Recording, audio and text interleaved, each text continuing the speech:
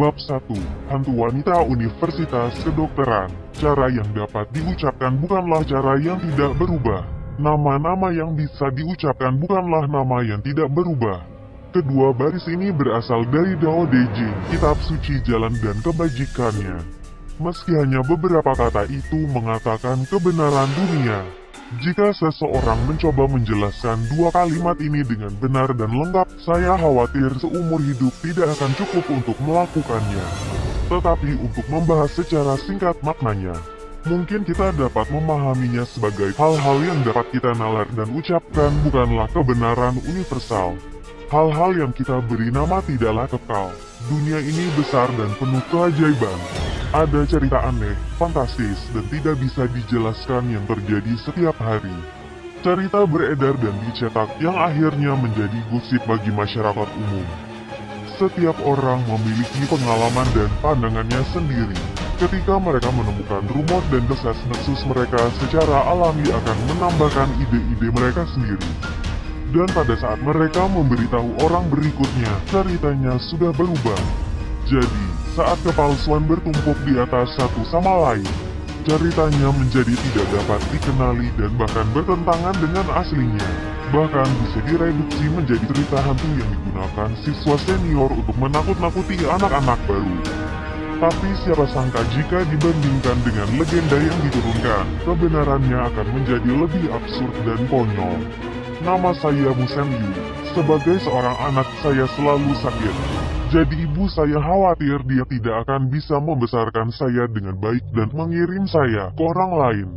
Meskipun pada kenyataannya mereka baru saja menemukan saya sebagai ibu baptis. Keluarga ibu saya memiliki kebiasaan aneh, yaitu mencari penyihir untuk menjadi ibu baptis bagi anak-anak yang sering sakit. Mereka percaya bahwa ini akan memungkinkan anak tumbuh dengan sehat. Ibu baptis saya dikenal sebagai penyihir Ling, penyihir paling terkenal di kampung halaman saya.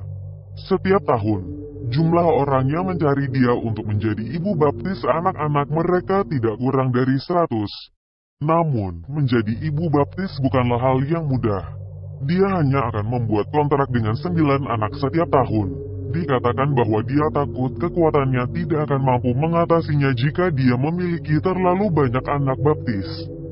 Saya lahir di bulan hantu, catatan, bulan ke-7 dari kalender lunar, kira-kira Agustus, dan itu juga kelahiran prematur, jadi saya sering sakit setelah saya lahir. Ibu saya mengatakan bahwa ketika saya berusia 18 bulan, saya mengalami demam tinggi terus-menerus selama 3 hari. Bahkan demamnya pernah mencapai 40 C. Setelah 2 hari di rumah sakit, obatnya berhenti bekerja dan para dokter tidak tahu harus berbuat apa lagi. Dari kelihatannya, banyak hal tidak berjalan dengan baik. Untungnya, nenek cepat datang dan menyuruh ibu saya mencari bantuan penyihir Ling. Nenek saya berasal dari keluarga nelayan, dan dia menghabiskan lebih banyak waktu untuk hanyut di laut daripada di darat. Tahun itu, dia kembali ke pantai dan disambut dengan berita bahwa saya berada di ambang kematian. Tanpa memperhatikan hasil tangkapannya, dia segera pergi ke rumah sakit dan membawa ibuku dan aku untuk menemukan penyihir Ling. Penyihir Ling adalah kerabat jauh nenek saya, dan dia tinggal di perahu batu tua. Yang disebut perahu batu sebenarnya adalah rumah berbentuk perahu yang dibangun di tepi pantai, dibangun dengan batu, kayu, logam, dol. Meskipun dari jauh, tampak tidak ada bedanya dengan perahu penangkap ikan, namun tetap pada tempatnya dan tidak mampu untuk bergerak. Hari itu adalah malam tahun baru lunar, dan langit sudah gelap saat kami tiba di kediaman penyihir Ling. Karena ini hampir tahun baru, dia telah menyingkirkan perubahannya dan tidak mau melakukan eksorsisme untukku. Hanya setelah permintaan nenek, dia dengan enggan setuju. Menurut ibu saya, saat saya masuk perahu batu, saya masih mengantuk karena tidur. Penyihir Ling berdoa di depan Dewa Wik, matronnya, untuk mendapatkan teh, dan setelah dia bekerja pada saya, membuat saya minum teh, semangat saya langsung hidup. Ketika saya meninggalkan perahu batu, saya penuh energi dan tenaga. Setelah saya kembali ke rumah, saya meminum obat herbal yang dia berikan kepada saya, dan kemudian demam saya turun. Setelah awal tahun baru, Ibuku meminta penyihir Ling menjadi ibu baptisku. Pada awalnya, dia bersikeras menolaknya. Dan sekali lagi, hanya setelah nenek saya memohon padanya, dia akhirnya setuju. Saya mendengar bahwa selama tahun itu, saya adalah satu-satunya orang yang dikontraknya. Pada hari janji kami, ibu baptis memberi saya rantai manik-manik yang terbuat dari besi jiwa. Dia berkata bahwa jiwa saya mudah untuk ditakuti, jadi saya harus selalu memakai rantai di tubuh agar jiwa tetap stabil. Sebenarnya, semua anak dari keluarga ibu saya memakai gelang atau liontin yang terbuat dari solairan. Ibuku pernah mencoba mencarikannya untukku, dan meskipun itu bukan benda yang sangat berharga, juga tidak mudah untuk menemukannya. Sejak saat itu, saya selalu memakai rantai di pergelangan tangan saya. Namun, seiring bertambahnya usia dan pergelangan tangan saya semakin tebal, lebih banyak manik-manik harus ditambahkan ke rantai. Manik-manik ekstra itu diberikan oleh kerabat jauh lain yang dicari nenek saya. Setiap tahun baru dan pada acara-acara perayaan, saya akan mengunjungi ibu baptis. Meskipun dari luar perahu batunya tidak terlihat luar biasa, bagian dalamnya tampak seperti kuil kecil. Dindingnya terbuat dari kayu cendana untuk menggema doa Buddha. Dua dinding di aula utama didekorasi dengan spanduk persembahan dari mereka yang telah menerima bantuannya. Setiap kali saya berkunjung, saya akan menemukan lebih banyak spanduk daripada yang terakhir kali dan dalam beberapa tahun terakhir. Dia menerima begitu banyak sehingga tidak ada ruang tersisa untuk menggantungnya. Hal ini mungkin berkaitan dengan perubahan iklim sosial karena ketika saya masih muda, ibu baptis telah dipandang sebagai monster jahat. Di belakang aula utama ada ruang penyimpanan kecil yang berisi tanaman obat aneh. Saya tidak menyebut mereka aneh karena mereka jarang. Sebaliknya, Anda dulu bisa mengambilnya langsung dari pinggir jalan. Hal yang aneh tentang tumbuhan ini adalah bahwa mereka tidak dapat ditemukan di semua halaman. Ringkasan herbal medis, tetapi ketika saya masih muda, tidak peduli penyakit yang didiagnosis, ramuan ini menyembuhkan saya setiap saat. Ngomong-ngomong tentang hal-hal aneh, ibu saya bilang setelah kontrak saya jarang sakit. Ketika sesekali pilek datang, kami hanya meminta ibu baptis untuk membuat teh dengan ramuan, dan saya akan sembuh dengan cepat. Sebelumnya, waktu yang saya habiskan di rumah sakit tidak kurang dari waktu yang saya habiskan di rumah sendiri. Sekitar waktu saya berusia 11 atau 12 tahun, kami pergi mengunjungi ibu baptis untuk tahun baru. Setelah dia menatapku dalam diam untuk waktu yang lama, dia menghela nafas dan berkata dengan sungguh-sungguh, "Nak, aku tidak memiliki kemampuan yang begitu hebat. Jadi aku khawatir aku hanya bisa melindungimu sampai kamu mencapai mayoritas. Ketika Anda besar nanti, Anda pasti akan menjadi seorang polisi." Ibu baptis berkata bahwa saya lahir di bulan hantu. Jadi hidup saya ditakdirkan untuk dipenuhi dengan hantu. Energi yin saya sangat kuat sehingga saya akan memikat roh jahat. Alasan saya sering sakit ketika saya masih muda adalah karena saya telah menyinggung seekor rubah abadi di rumah sakit tempat saya dilahirkan. Adapun mengapa ada rubah abadi di rumah sakit, ibu baptis mengatakan dia tidak tahu. Ibu baptis percaya bahwa Witch Patron adalah dewa yang melindungi anak laki-laki dan perempuan, jadi setelah upacara kedewasaan seseorang, Witch Patron tidak peduli lagi denganmu. Sementara memakai manik-manik besi roh membantu mengusir beberapa roh jahat itu memiliki sedikit efek pada iblis yang lebih kuat. Aku tidak pernah bisa mengetahui jenis makhluk abadi apa dari Witch Patron itu, dan ibu baptis tidak pernah memberiku penjelasan yang jelas. Dari pemahaman saya, dia paling dekat hubungannya dengan nenek bantal, ibu Yin dari legenda. Ibu baptis berkata bahwa ketika saya besar nanti, saya harus mengandalkan polisi untuk menjauhkan roh jahat. Bahwa saya tidak akan semudah itu mengacau dengan cara itu. Meskipun pada saat itu saya tidak mengerti bahwa yang dia maksud adalah hubungan antara seorang pria dan wanita ketika dia mengatakan, tumbuh dewasa. Pada saat itulah saya menjadi bertekad untuk menjadi polisi yang baik yang membawa perdamaian kepada orang-orang. Dia berkata bahwa meskipun saya memiliki polisi untuk melindungi saya tetap harus bertindak sangat hati-hati karena nasib saya terikat pada mereka. hidup saya pasti akan dipenuhi dengan angin dan gelombang pasang yang kuat. Dan kesalahan kecil bisa mengakhiri hidup saya. Waktu berlalu dan dengan sekejap mata, saya hampir berusia 30 tahun dan telah berada di kepolisian selama beberapa tahun. Saya telah melihat bagian saya pasang surut, tapi saya tetap bukan siapa-siapa. Meskipun nasib saya saat ini tidak menguntungkan, saya akan mengalami hari-hari yang lebih baik.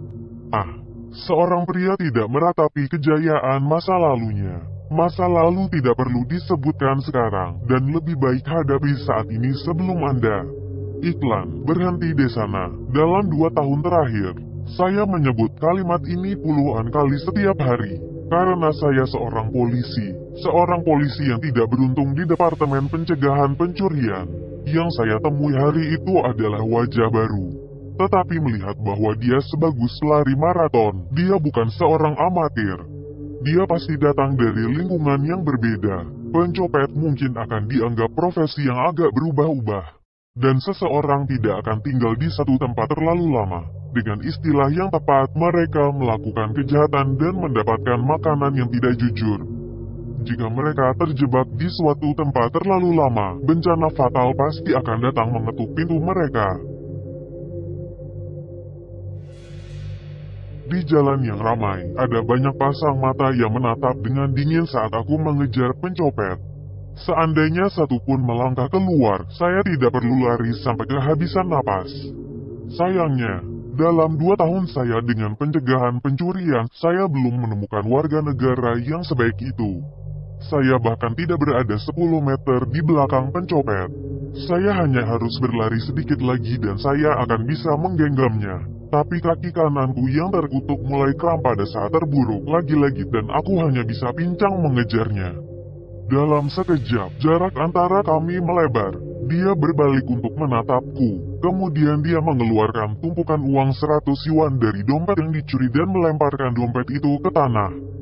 Saat dia akan berbelok ke gang gelap, sebuah tangan pucat meraih kerahnya dan menariknya kembali. Saya berlari ke arah pencopet dan mulai terengah-engah tanpa henti. Saya akhirnya mengatur napas dan kemudian saya melihat bahwa orang yang menangkap pencuri itu adalah seorang gadis jangkung. Dia terlihat sangat halus, dengan alis yang indah, rambut panjang dan tergerai, sepasang kaki yang ramping, dan lengannya tidak terlalu terlihat tebal dan kokoh. Jika saya tidak melihat dengan mata kepala sendiri, Anda bisa memukul saya sampai mati. Dan saya tidak akan percaya bahwa dia akan menarik kembali seorang pria dewasa dengan satu tangan. Meskipun pencopetnya agak pendek, beratnya setidaknya 50 kg. Jika itu aku, dia pasti tidak akan bisa melakukannya. Apakah dia mencuri dompetmu? Gadis itu bertanya dengan nada bermartabat, seperti seorang pahlawan. Saat itu, seorang pria muda datang dan mengambil dompet dari tanah. Dia berlari ke arah kami dan dengan cepat berkata, dia mencuri dompet saya. Saya mengeluarkan ide polisi saya dan menunjukkan gadis itu. Dia melihatnya sekilas dan kemudian berkata dengan nada menghina, jadi namamu adalah Musen Yu. Seseorang seperti kamu juga bisa menjadi polisi. Tidak heran keadaan keamanan publik begitu buruk saat ini. Saya mencoba menutupi rasa malu saya dengan batuk. Terima kasih untuk bantuannya, saya akan mengurus sisanya. Kemudian gadis itu mengeluarkan ide polisinya sendiri, dan saya menemukan namanya Li Zhensen. Aku khawatir kamu akan keram lagi dan membiarkannya pergi. Mungkin lebih baik saya menangkapnya. Senior, kata senior terdengar sangat menusuk telinga ketika dia mengatakannya. Jelas bahwa dia mengincar komentar tajam. Aku benar-benar ingin mencari tempat sampah untuk dijelajahi. Kaki kram sialan, jika kalian berdua kekasih ingin bermain satu sama lain, pulanglah dan lakukanlah. Berhenti membuang-buang waktuku. Pencopet itu jelas tidak senang ditangkap. Dan oleh seorang gadis pada saat itu, dia tampak berada dalam kondisi yang lebih buruk dariku dan itu memulihkan suasana hatiku. Zhen melepaskannya. Tetapi dia masih memegang kerah bajunya dan tanpa ampun melayangkan pukulan ke punggung bawahnya. Sangat menyakitkan hingga air matanya hampir mengalir. Setelah dia berteriak bahwa polisi sedang memukuli seseorang, orang-orang yang lewat tiba-tiba berkerumun. Kamu pikir karena kamu polisi kamu begitu hebat? Saya tidak mencuri apapun. Anda pikir Anda bisa memeras pengakuan dari saya dengan siksaan? Sepertinya dia mencoba berpura-pura tidak melakukan apa-apa. Akting bukan hanya keterampilan yang dipelajari aktor. Itu juga merupakan subjek wajib bagi pencuri. Saya mengeluarkan segepok uang dari sakunya, sekitar 10 lembar 100 yuan. Saya melambaikan catatan di depannya. Bukankah kamu mencuri ini? Mencuri? Apa maksudmu? Uang itu ada di saku saya. Tentu saja itu pikiran. Semuanya datang dan putuskan sendiri. Industri hiburan benar-benar rugi karena orang ini tidak merekam film. Saat dia terus berteriak, kerumunan semakin besar. Kenapa tidak semua orang begitu antusias saat aku mengejarnya tadi? Katakan sekali lagi, aku mengangkat tinjuku, bersiap-siap untuk memukul wajahnya yang malang dan busuk itu. Tentu saja, dia tidak cukup bodoh untuk menderita di tanganku. Jadi dia cepat-cepat mengangkat tangannya ke atas kepalanya. Kerumunan mulai berdiskusi, dan mereka sepertinya menyimpulkan bahwa saya melakukan kekerasan dan menyalahgunakan kekuasaan saya. Aku menarik kembali tinjuku dan melambaikan uang itu ke wajahnya lagi. Saya akan bertanya lagi, apakah Anda yakin uang ini milik Anda? Tentu saja, dia berbicara dengan nada yang sangat percaya diri dan lurus, seolah-olah itu benar-benar kebenaran. Kalau begitu saya harus menangkap Anda karena memiliki uang palsu. Saya tersenyum pada para penonton dan mengangkat tagihan. Apa? Matanya membelalak saat dia melihat tagihan palsu di tanganku. Ini memang segepok uang palsu, jelas sekali. Bahkan para penonton pun tahu, uang itu bukan milikku, itu miliknya. Karena panik, dia menunjuk ke pemilik uang itu. Itu miliknya, miliknya. Pemiliknya dengan cepat melambaikan tangannya dan menggelengkan kepalanya. Uang itu bukan milikku, ini bukan milik saya tidak punya uang palsu. Saya mengabaikan pemilik yang tampak bodoh dan berbicara dengan serius ke arah pencopet. Lalu Anda mengakui bahwa Anda mencuri dompetnya? Ini, dia menganggukkan kepalanya tanpa daya. Aku mengangkat tanganku lagi dan dia menutupi kepalanya dengan lengannya. Kamu masih memukulku setelah aku mengakuinya? Siapa bilang aku akan memukulmu? Lihat uang ini lagi. Saya melambaikan uang di tangan saya agar orang banyak melihatnya sekali lagi. Itu nyata, bagaimana? Dia tidak bisa mengerti sama sekali. Ekspresi Zenshen yang selama ini menatapku seperti badut tiba-tiba menjadi tidak pasti. Saat kerumunan mulai lagi, seorang gadis kecil berteriak dengan penuh semangat dari antara mereka. Pak polisi, Anda pasti seorang penyihir. Saya tersenyum senang. Aku berjalan ke arah gadis kecil itu, berjongkok dan menepuk kepalanya. Saya mengeluarkan sepotong permen. Kamu benar, ini hadiahmu. 1 jam kemudian, saya sedang duduk di kantor, meremas kaki kanan saya dan merokok. Pencopetnya tertangkap, tetapi pemiliknya menghilang. Hal semacam ini terjadi setiap hari, dan pada akhirnya, tentu saja, pencopet menepuk pantat mereka dan berjalan keluar. Inilah salah satu alasan dibalik sulitnya meningkatkan keamanan publik. Apa itu? Penyakit tua? Rekan saya Zuyong datang untuk bersimpati. Meskipun kekhawatirannya tidak dapat menghilangkan rasa sakit fisik di kaki saya masih merasa sedikit terhibur. Aku memberinya sebatang rokok dan mencoba tersenyum. Ini akan baik-baik saja setelah aku istirahat sebentar. Dia duduk di sebelah saya dan menyalakan rokoknya sebelum mengeluh. Saya tidak tahu apa yang dipikirkan orang-orang di atas. Anda memecahkan banyak kasus besar ketika Anda berada di biro investigasi. Dan kemudian mereka menjatuhkan Anda ke sini untuk menangkap pencuri kecil. Harimau itu jatuh ke darat, dan akan dihina oleh anjing. Catatan, yaitu seorang pria yang kehilangan posisinya menjadi sasaran penghinaan. Aku menghela nafas. Ketika dia mengatakannya seperti itu benar-benar membuatku sentimental tentang masa lalu.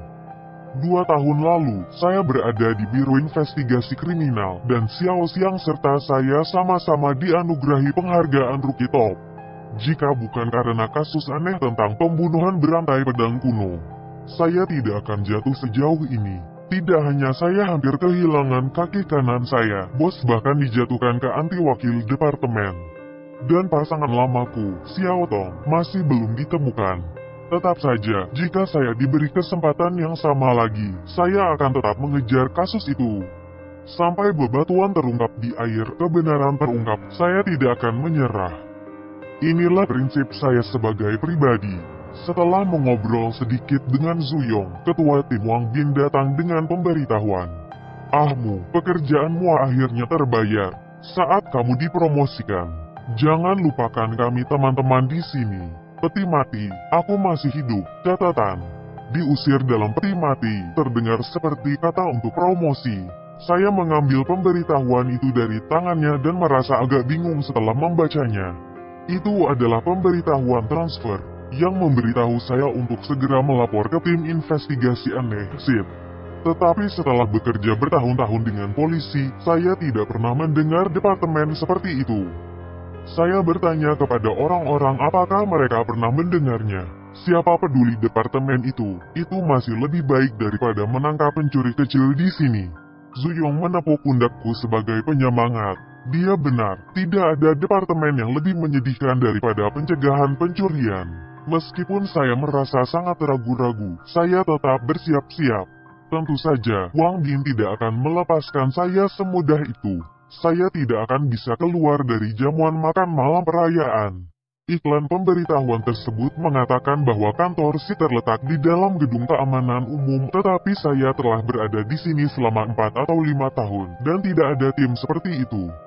Yang berarti itu pasti baru saja didirikan. Saya bertanya kepada beberapa senior saya, tetapi tidak ada yang tahu tentang itu.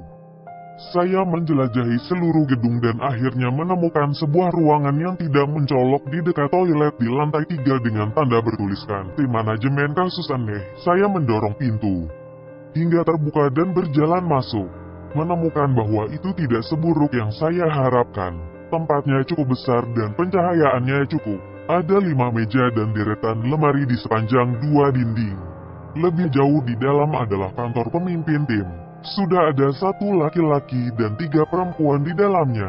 Seorang gadis pendek dan seorang gadis tinggi memunggungi pintu saat mereka mengobrol. Gadis lainnya berdiri di sudut yang tidak terjangkau cahaya. Satu-satunya laki-laki di dalam sedang duduk di depan komputer mengetuk keyboard. Dia tidak terlalu tinggi dan dia agak kurus, sehingga dia terlihat seperti monyet, seekor monyet yang tidak mandi berhari-hari. Saya tiba-tiba merasa bahwa dia tampak agak familiar, seperti tersangka yang sebelumnya saya tangkap. Wei Bolun, apa yang kamu lakukan di sini? Setelah beberapa saat, saya akhirnya teringat bahwa monyet ini telah dibawa untuk diinterogasi mengenai invasi sistem komputer pemerintah. Sayangnya, tidak ada cukup bukti konkret pada saat itu, jadi dia belum dituntut. Dia mengangkat kepalanya untuk melihatku, seekspresi tidak berdaya di wajahnya. Amnas dipaksa, kalian berdua saling kenal. 2 wanita yang sedang mengobrol berjalan mendekat. Salah satunya adalah Zenzhen, yang telah membantu saya menangkap pencuri belum lama ini.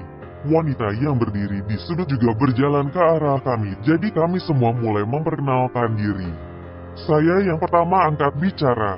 Saya Musen Yu dan saya bergabung dengan kepolisian lebih dari 6 tahun lalu. Saya telah bekerja di pencegahan pencurian. Anda bisa memanggil saya Ahmu. Saya Li Zenzhen dan saya lulus dari Akademi Kepolisian Bersenjata. Saya telah bekerja dengan angkatan polisi selama 2 tahun. Disengaja atau tidak, Zenzhen menatapku, seolah menjelaskan maksudku. Sejujurnya saya tidak pernah menyangka ada yang sehebat itu tentang Akademi Kepolisian. Lagi pula, bukankah mereka jenis orang yang hanya bisa menggunakan tinju dan bukan otak mereka? Nama asli saya Wei Bolun, tapi teman internet saya memanggil saya Wei G. Jika Anda semua tidak keberatan, Anda bisa memanggil saya Wei G. Bagaimanapun juga, saya sedikit lebih tua dari Anda semua. Saya pernah menjadi peretas top, dan saya telah melakukan banyak hal besar di masa lalu. Anda polisi dulu sama sekali tidak berdaya untuk menangkap saya, tetapi kemudian beberapa orang datang dan menginjak-injak rumah saya tanpa alasan pagi ini dan menyeret saya ke sini. Mereka bilang mereka memberi saya amnesti atau semacamnya, dan jika saya tidak ingin membantu, mereka akan mengurung saya selama beberapa tahun. Dunia macam apa ini? WIG menggelengkan kepalanya dan menghela nafas, seolah-olah dia akan mengalami keluhan besar. Saya Le Xiao Miao, tapi teman-teman saya suka memanggil saya Miao Miao. Saya baru saja bergabung dengan kepolisian dan saya tidak tahu banyak tentang apapun. Tolong jaga aku. Orang yang baru saja berbicara adalah gadis pendek yang telah mengobrol dengan Zhen Zhen sebelumnya. Tingginya mungkin sekitar 156 cm, dengan rambut sebahu dan mata besar yang bersinar. Wajahnya terlihat seperti boneka. Saya benar-benar curiga bahwa dia salah mengira ini sebagai akademi polisi dan telah melewati pintu yang salah. Tidak peduli bagaimana kamu melihatnya, dia terlihat seperti seorang murid sekolah menengah atas. Mempertimbangkan tinggi badannya, kecuali dia memiliki koneksi, tidak mungkin dia berhasil masuk kepolisian. Satu-satunya yang tersisa adalah kecantikannya langsing dan dewasa. Menurutku, kedewasaannya paling jelas terlihat di area dadanya. Dari tahun-tahun saya menangani kasus, saya yakin bahwa dia setidaknya adalah cangkir C, dan cangkir D juga sangat mungkin. Saat saya mencoba untuk menyimpulkan ukuran cangkirnya dari profil sampingnya, saya perhatikan bahwa dia menyembunyikan sesuatu di belakang pinggangnya, di sisi kanan. Dia memiliki mantel yang menutupinya, jadi tidak mudah untuk menemukannya. Ekspresinya sangat dingin, dan ketika dia berbicara, dia tampak sedingin salju yang turun. Saya Yuan Sweking dari Divisi Senjata Api Forensik. Saat Sweking mulai berbicara, seseorang membuka pintu kamar dan masuk. Dia adalah seorang pria parubaya yang gemuk. Dia berjalan ke arah kami dengan file kasus di tangannya. Sepertinya semua orang ada di sini. Saya Liang Zheng dan saya akan menjadi pemimpin tim Anda mulai sekarang. Liang Zheng, nama yang sudah lama tidak saya dengar. Seharusnya aku tahu dialah yang membawaku masuk. Bos, bukankah kau hidup baik di anti wakil departemen? Apa yang terjadi dengan tim investigasi aneh ini?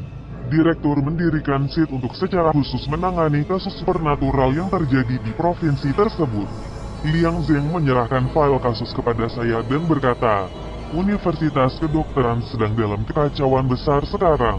2 tewas, 1 terluka.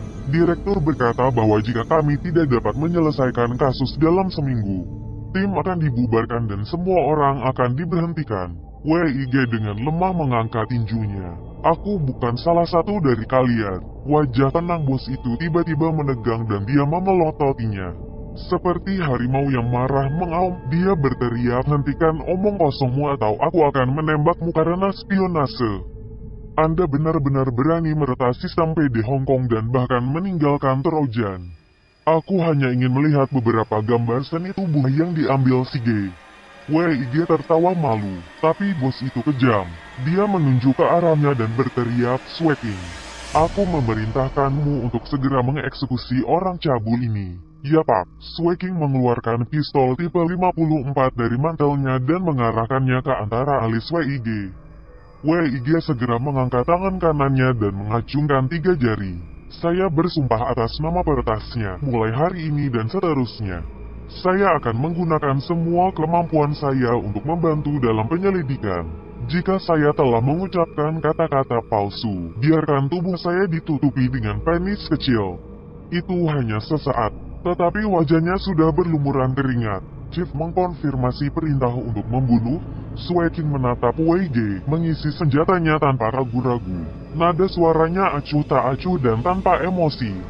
Seolah-olah hanya ada target latihan di depannya. Biarkan dia hidup beberapa hari lagi. Jika dia berani membuat kekacauan, kamu bisa mengubahnya menjadi seorang kasir. Bos memelototi WIG dengan ganas yang tidak bisa menahan gemetar. Ya Pak. Sweking melirik tubuh bagian bawah WIG dan kemudian dengan terampil menurunkan peluru. Dia mengganti pistol ke mantelnya, seolah-olah tidak ada yang terjadi sekarang. Ekspresi wajahnya masih dingin. WIG menutupi kakinya dengan tangan. Takut pihak lain akan tiba-tiba menembak selangkangannya. Apa pendapat Anda tentang kasus ini? Bos bertanya padaku setelah merawat WIG. Aku membaca sekilas file kasus. Itu adalah kasus pembunuhan yang melibatkan legenda hantu, tetapi dari buktinya, itu tidak mungkin merupakan pekerjaan hantu. Saya tidak berpikir itu benar-benar hantu. Korban dugaan serangan hantu tersebut meninggal akibat serangan jantung dari ketakutan hingga mati. Tetapi laporan tersebut menyatakan bahwa ada luka fisik yang jelas. Menganalisismu sepertinya masuk akal. Saya tidak peduli apakah pembunuhnya adalah orang atau hantu. Tapi kita harus menyelesaikan kasusnya dalam waktu seminggu. Pergi ke rumah sakit bersama Zen untuk mengetahui lebih banyak tentang situasi dari korban yang masih hidup. Laporkan kepada saya jika Anda menemukan sesuatu. Ketika bos selesai berbicara, dia meninggalkan kantor. Zen menatapku dengan mata curiga. Aku mengangkat bahu tanpa daya. Ayo pergi. Akan ada waktu untuk melihat pria tampan ini nanti. Zen memutar matanya. Kamu tampan? Anda mungkin ingin melihat toilet lagi. Catatan, ini adalah frasa yang mengejek yang diucapkan kepada seseorang yang menurut Anda tidak menarik. Tidak yakin apakah penjelasan yang saya lihat ini lelucon atau bukan. Tetapi diucapkan dengan maksud bahwa menurut Anda begitu tampan. Anda akan bisa melihat kecantikan Anda sendiri dalam refleksi urin Anda. Petik 1 kurung tutup.